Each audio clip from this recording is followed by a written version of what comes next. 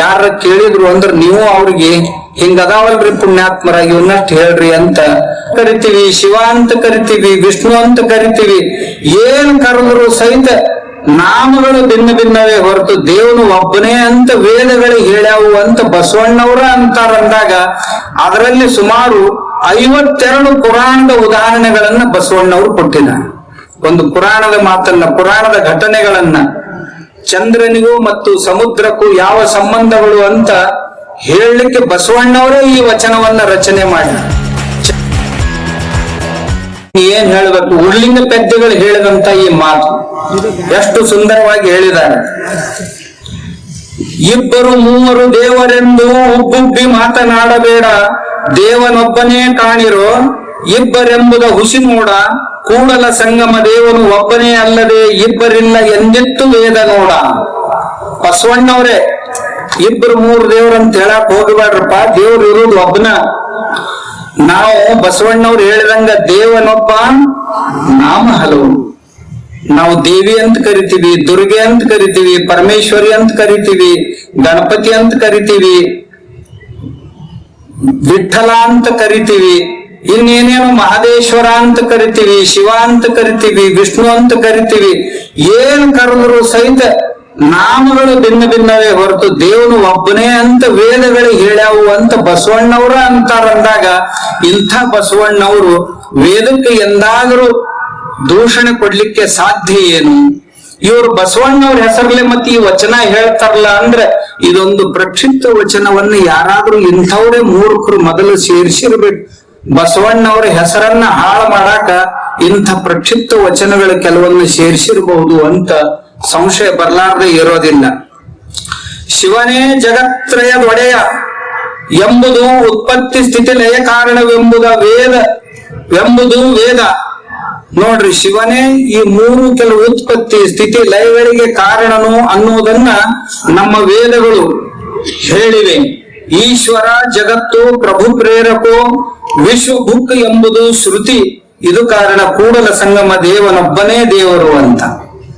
ಅಂದ್ರೆ ವೇದಗಳು, ಶ್ರುತಿಗಳು ಅಂದ್ರೆ ಉಪನಿಷತ್ತುಗಳು ಈ ಮಾತನ್ನ ಹೇಳ್ತಾವು ಅಂತ ಬಸವಣ್ಣವರ ಪ್ರತಿಪಾದನೆ ಮಾಡ್ಯಾರ ಅಂದಾಗ ಸುಮ್ನೆ ಇವು ಯಾಕ ಆ ವೇದಗಳನ್ನ ನಿಂದಿಸ್ತಾವು, ಪುರಾಣಗಳನ್ನ ನಾನು ಪುರಾಣಗಳ ಬಗ್ಗೆ ನೋಡುವಾಗ ಬಸವಣ್ಣವ್ರ ವಚನಗಳನ್ನ 1000 ವಚನಗಳನ್ನ ನೋಡಿದೆ. ಅದರಲ್ಲಿ ಸುಮಾರು 52 ಪುರಾಣದ ಉದಾಹರಣೆಗಳನ್ನ ಬಸವಣ್ಣವರು ಕೊಟ್ಟಿದ್ದಾರೆ. ಪುರಾಣಗಳಲ್ಲಿರುವಂತ ಘಟನೆಗಳನ್ನ ತಮ್ಮ ವಚನಗಳಲ್ಲಿ ಹೇಳಿದ್ದಾರೆ. 52 ಘಟನೆಗಳನ್ನ ಬಸವಣ್ಣವರೇ ಹೇಳಿದ್ದಾರೆ. ಚನ್ನ ಬಸವಣ್ಣವರು ಸಹಿತ ಶಿವನಲ್ಲದೆ ಮತ್ತೆ ದೈವವಿಲ್ಲವೆಂಬುದು ವೇದ. ಉಳ್ಳಡೆ ದಕ್ಷನ ಜನ್ಮ ತಾನೇ ಹೇಳದೆ, ಉಳ್ಳದೆ ಕ್ರಮವನ್ನು ಕಾಯಲಾಗದೆ, ಉಳ್ಳಡೆ ತಮ್ಮ ತಮ್ಮ ಶಿರಗಳ ಹೋಗಲಾಡಿಕೊಳ್ಳಲೇಕೆ, ಈ ಕ್ರತುಗಳಿಗೆ ಶಿವ ಏಕೋ ದೇವ ಎಂಬುದು ಋಗ್ವೇದ. ಇದಕ್ಕೂ ಕಾರಣ ಕೂಡಲೇ ಚನ್ನ ಸಂಗಯ್ಯನಲ್ಲದಿಲ್ಲ ನಿಲ್ಲು ಮಾಡು ಅಂತ ಚನ್ನಬಸವಣ್ಣವರು ಸಹಿತ ಈ ವೇದಗಳನ್ನ ಕುರಿತು ಹೇಳಿದ್ದಾರೆ. ಇಂಥವು ಬಾಳ ವಚನಗಳದಾವ. ನಾ ಎಷ್ಟು ಹೇಳಿದ್ರು ನಿಮಗ ಕಡಿಮೆನೇ ಅವು. ಒಟ್ಟು ಹೇಳುವುದರ ತಾತ್ಪರ್ಯ ಏನು ಅಂದ್ರೆ ಪುರಾಣಗಳನ್ನು ಕುರಿತು ಸಹಿತ ಚಂದ್ರೋದಯಕ್ಕೆ ಅಂಬುದಿ ಹೆಚ್ಚುವುದಯ್ಯ, ಚಂದ್ರ ಕುಂದೆ ಕುಂದುವುದಯ್ಯ, ಚಂದ್ರಂಗೆ ರಾಹು ಅಡ್ಡ ಬಂದಲ್ಲಿ ಅಂಬುದಿ ಬೊಬ್ಬಿಟ್ಟಿದೆ, ಅಂಬುದಿಯ ಮುನಿ ಪ್ರಾಶನಗೈಯುವಲ್ಲಿ ಚಂದ್ರಮನು ಅಡ್ಡ ಬಂದನೆ, ಆರಿಗಾರೂ ಇಲ್ಲ ಕೆಟ್ಟವಂಗೆ ಕೆಳೆಯಿಲ್ಲ, ಜಗದ ನಂಟ ನೀನೇ ಅಯ್ಯ ಕೂಡಲ ಸಂಗಮ ದೇವ ಅಂತ ಒಂದು ಪುರಾಣದ ಮಾತನ್ನ, ಪುರಾಣದ ಘಟನೆಗಳನ್ನ, ಚಂದ್ರನಿಗೂ ಮತ್ತು ಸಮುದ್ರಕ್ಕೂ ಯಾವ ಸಂಬಂಧಗಳು ಅಂತ ಹೇಳಲಿಕ್ಕೆ ಬಸವಣ್ಣವರೇ ಈ ವಚನವನ್ನ ರಚನೆ ಮಾಡ್ಯಾರ.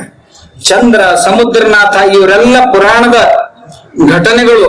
ಆದ್ರೆ ಅವುಗಳ ವಿಜ್ಞಾನವನ್ನ ಹುಣ್ಣಿ ಬಂತು ಅಂದ್ರೆ ಸಮುದ್ರಕ್ಕ ಅಲೆಗಳ ಮ್ಯಾಗ ಬರ್ತಾವ. ಏನಂತ ಸಮುದ್ರ ಉಕ್ಕೆ ಇರ್ತೈತಿ.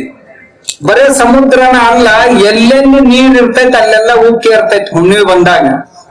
ಗಿಡದಲ್ಲಿ ನೀರಿತ್ತು ಅಂದ್ರೆ ಬೆಳವಣಿಗೆ ಯಾವಾಗ ಆಗೋದು? ಹುಣ್ಣಿಮೆ ಕಾಲದಲ್ಲಿ ಬೆಳೆಗಳಿಗೆ ಮನುಷ್ಯನ ಶರೀರದಾಗ ನೀರಿತ್ತು ಅಂದ್ರ ಹುಣ್ಣಿಮೆಗಳ ದಿನದಲ್ಲಿ ಮನುಷ್ಯ ಯಾಕ ಚೈತನ್ಯದಾಯಿ ಆಗಿರ್ತಾನ ಅಂದ್ರ ಅವನ ಶರೀರದೊಳಗೂ ನೀರು ಉಕ್ಕು ಬರ್ತೈತಿ.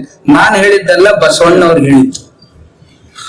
ಬಸವಣ್ಣವ್ರು ಇಷ್ಟು ಚಂದ ಪುರಾಣಗಳನ್ನ ಪ್ರತಿಪಾದನೆ ಮಾಡ್ತಾ ಇರುವಾಗ ಬಸವಣ್ಣವರನ್ನ ಪುರಾಣ ವಿರೋಧಿಯನ್ನಾಗಿ ಬಿಂಬಿಸ್ತಾ ಇದಾರಲ್ಲ ಈ ಮಹಾಮಹಿಮರು, ಅವ್ರಿಗೆ ಇದನ್ನು ತಿಳಿಸ್ಕೊಡ್ಬೇಕು ಅಂತ ತಮ್ಮ ಮುಖಾಂತರವಾಗಿ ಯಾರ ಕೇಳಿದ್ರು ಅಂದ್ರ ನೀವು ಅವ್ರಿಗೆ ಹಿಂಗದಾವಲ್ರಿ ಪುಣ್ಯಾತ್ಮರಾಗಿ ಇವನ್ನಷ್ಟು ಹೇಳ್ರಿ ಅಂತ ಅನ್ನಕ್ ಬರ್ಬೇಕು ಅಂತ ನೆನಪಿಸೋ ಸಲುವಾಗಿ ನಾನು ಇಲ್ಲಿ ತಮ್ಮ ಹತ್ರ ಬಂದೆ.